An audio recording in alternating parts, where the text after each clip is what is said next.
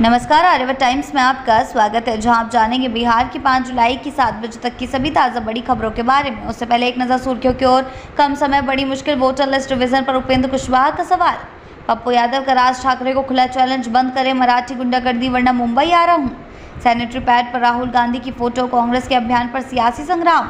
RJD में बड़ा फैसला, चुनावी कमान अब पूरी तरह लालू तेजस्वी के हाथ। ऑनलाइन आवेदन से निबंधन प्रक्रिया हुई आसान, दोगुनी हुई रफ्तार। बढ़ते हैं खबरों की ओर विस्तार से। कम समय बड़ी मुश्किल, वोटर लिस्ट रिवीजन पर उपेंद्र कुशवाहा का सवाल। जी हां, बिहार में चल रहे वोटर लिस्ट रिवीजन को लेकर आरएलएम प्रमुख उपेंद्र कुशवाहा ने सवाल खड़े किए हैं। उन्होंने कहा है कि मतदाता सत्यापन के लिए दिया गया समय बेहद कम है, जिससे आम लोगों को दिक्कत हो रही है, खासकर वे लोग जिनके पास जन्म प्रमाण पत्र नहीं है। इतने कम वक्त में जरूरी दस्तावेज बनवाना मुश्किल है। कुशवाहा का कहना है कि अगर सरकार ने पर्याप्त समय दिया होता तो ज्यादा लोग अपनी भागीदारी सुनिश्चित कर पाते।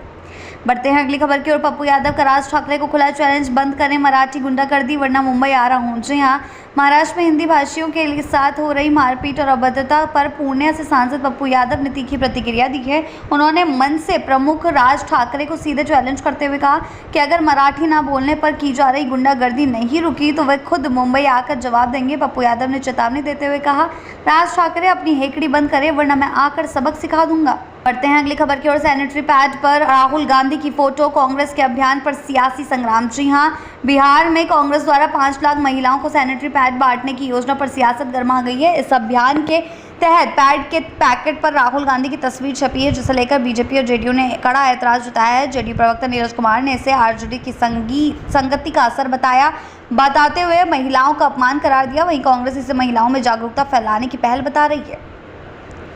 बढ़ते हैं अगली खबर की ओर। आरजेडी में बड़ा फैसला, चुनावी कमान अब पूरी तरह लालू तेजस्वी के हाथ। जी हां, शुक्रवार को ही राजद की राष्ट्रीय कार्यकारिणी की अहम बैठक में पार्टी ने बड़ा राजनीतिक फैसला लिया है। लालू प्रसाद यादव और तेजस्वी यादव को सभी चुनावी फैसले लेने के लिए अधिकृत कर दिया गया है।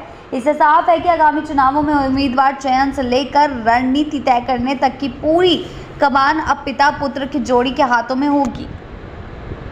बढ़ते हैं अगली खबर की ओर। ऑनलाइन आवेदन से निबंधन प्रक्रिया हुई आसान, दोगुनी हुई रफ्तार। जी हां, निबंधन कार्यालय में ऑनलाइन आवेदन व्यवस्था लागू होने के बाद से प्रक्रिया में उल्लेखनीय तेजी आई है। पहले जहां प्रतिदिन 40 से 50 लोग ही निबंधन करा पाते थे, अब ये संख्या बढ़कर 100 के करीब पहुंच गई है। ऑनलाइन सिस्टम से न सिर्फ लोगों को सुविधा मिली है, बल्कि दस्तावेजों का सत्यापन भी पहले से अधिक सुगम और पारदर्शी हो गया है। इससे समय की बचत के साथ साथ निबंधन कार्यालय का कामकाज भी अधिक प्रभावी बन गया है। बढ़ते हैं अगली खबर की ओर। कैथी से देवनागरी, अब एआई से होगा इतिहास का अनुवाद। जी हां, राजस्व एवं भूमि सुधार विभाग ने डिजिटल इंडिया भाषणी डिवीजन के साथ समझौता कर कैथी लिपि के अभिलेखों का अनुवाद देवनागरी में करने की पहल शुरू की है। इस कार्य में आर्टिफिशियल इंटेलिजेंस की मदद ली जाएगी। ऐतिहासिक दस्तावेजों के डिजिटलीकरण और अनुवाद से प्रशासनिक कार्यों में पारदर्शिता आएगी और पुरानी जमीन संबंधी जानकारियां भी आसानी से समझी जा सकेंगी। यह कदम न सिर्फ ऐतिहासिक विरासत को संरक्षित करेगा, बल्कि प्रशासनिक जटिलताओं को भी कम करेगा। बढ़ते हैं अगली खबर की ओर। बीपीएससी परीक्षा का शेड्यूल जारी, 4.7 लाख अभ्यर्थियों की किस्मत दांव पर। जी हां, बीपीएससी की 71वीं प्रारंभिक परीक्षा अब 13 सितंबर को आयोजित की जाएगी, जबकि सहायक प्रशाखा पदाधिकारी की परीक्षा 10 सितंबर को होगी। दोनों परीक्षाओं के कुल 4,70,510 अभ्यर्थियों ने आवेदन किया है। आयोग ने प्रदेश भर में करीब 1500 परीक्षा केंद्र बनाए हैं। बढ़ती संख्या को देखते हुए प्रशासनिक तैयारियां तेज हो गई है। परीक्षाओं को शांतिपूर्ण और पारदर्शी तरीके से कराने के लिए सुरक्षा के विशेष इंतजाम किए जा रहे हैं। बढ़ते हैं अगली खबर की ओर। अब छात्रों की संख्या के हिसाब से होंगे अतिथि शिक्षकों की बहाली। जी हां, विश्वविद्यालयों में अतिथि शिक्षकों की नियुक्ति प्रक्रिया में बड़ा बदलाव किया गया है। अब बहाली सिर्फ स्वीकृत पदों की रिक्तियों के आधार पर नहीं, बल्कि छात्रों की संख्या को ध्यान में रखकर की जाएगी। इससे जिन विभागों में छात्र अधिक हैं, वहां ज्यादा शिक्षक उपलब्ध कराए जा सकेंगे। नई व्यवस्था से शिक्षक की गुणवत्ता में सुधार की उम्मीद की जा रही है। साथ ही शिक्षकों की कमी से जूझ रहे विश्वविद्यालयों को भी राहत मिलेगी।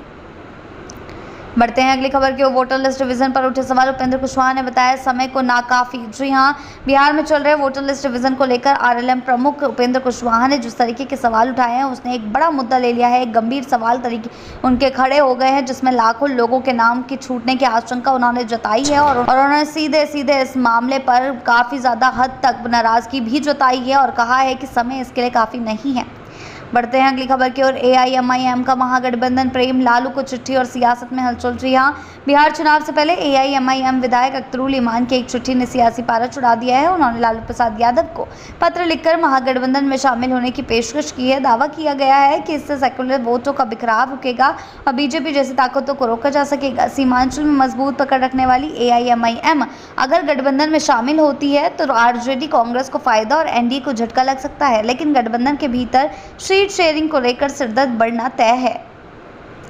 बढ़ते हैं अगली खबर की ओर। मांझी ने छोड़ा चुनावी मैदान, नीतीश को बताया अगला CM चेहरा। जी हां, बिहार विधानसभा चुनाव 2025 से पहले पूर्व मुख्यमंत्री और केंद्रीय मंत्री जीतन राम मांझी ने बड़ा ऐलान करते हुए कहा कि वे अब चुनाव नहीं लड़ेंगे। उन्होंने उम्र और स्वास्थ्य का हवाला देते हुए कहा कि खुद को CM रेस से बाहर कर लिया है। वहीं मुख्यमंत्री पद के लिए उन्होंने नीतीश कुमार का नाम आगे बढ़ाते हुए साफ कर दिया कि NDA नीतीश के नेतृत्व में चुनाव लड़ेगा और वही अगली सरकार के मुखिया होंगे। बढ़ते हैं अगली खबर की ओर। RJD में अब सिर्फ 2 की चलेगी चुनावी कमान, लालू तेजस्वी के हाथ। जी हां, बिहार विधानसभा चुनाव 2025 से पहले RJD ने बड़ा संगठनात्मक फैसला लिया है। पटना में हुई राष्ट्रीय कार्यकारिणी की बैठक में तय हुआ कि पार्टी से जुड़ा हर चुनावी फैसला टिकट बंटवारे से लेकर गठबंधन तक सिर्फ लालू प्रसाद यादव और तेजस्वी यादव ही लेंगे। पार्टी नेताओं ने इस फैसले को सर्वसम्मति से मंजूरी दी है और शनिवार को इसे राष्ट्रीय परिषद की बैठक में औपचारिक रूप से पारित किया जाएगा। यानी अब RJD में पूरी चुनावी रणनीति पिता पुत्र की जोड़ी के इर्द गिर्द घूमेगी।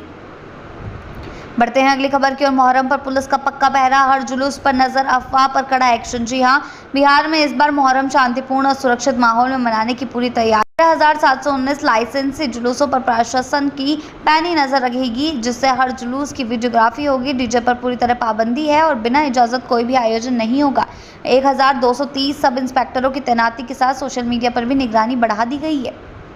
बढ़ते हैं अगली खबर की ओर। मौत का सौदागर बना मंत्री, नकली दवा केस में घिरे जीवेश मिश्रा पर सियासी आग। जी हां, बिहार सरकार में मंत्री जीवेश मिश्रा पर नकली दवाओं से जुड़ा 15 साल पुराना केस फिर चर्चा में है। राजस्थान की राजसमंद कोर्ट ने उन्हें दोषी करार दिया है। हालांकि जुर्माना भरने पर राहत मिल गई, लेकिन सियासत गर्मा गई है। कांग्रेस से लेकर पप्पू यादव तक इस्तीफे और बर्खास्तगी की मांग कर रहे हैं। रोहिणी आचार्य ने तो उन्हें मौत का सौदागर तक कह डाला। विपक्ष का आरोप है कि मंत्री नकली दवा माफिया और लोगों की जान से खेल रहे हैं। बढ़ते हैं अगली खबर की ओर। 7000 का जुर्माना, लेकिन सियासत में भूचाल, नकली दवा केस में घिरे बिहार के मंत्री जीवेश मिश्रा। जी हां, बिहार के नगर विकास मंत्री जीवेश मिश्रा पर 15 साल पुराना नकली दवा केस भारी पड़ता दिख रहा है। राजस्थान की राजसमंद कोर्ट ने उन्हें दोषी ठहरा दिया है, लेकिन जुर्माना भरने और सदाचार बनाए रखने की शर्त पर रिहा कर दिया गया है।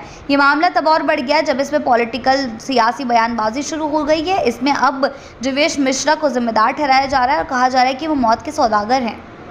बिहार की ऐसी ताज़ा बड़ी खबरों के लिए जुड़े रहें आर्यावर्त टाइम्स के साथ ही चैनल को सब्सक्राइब करना ना भूलें और हमारी फेसबुक और वेबसाइट के साथ भी ज़रूर जुड़ें।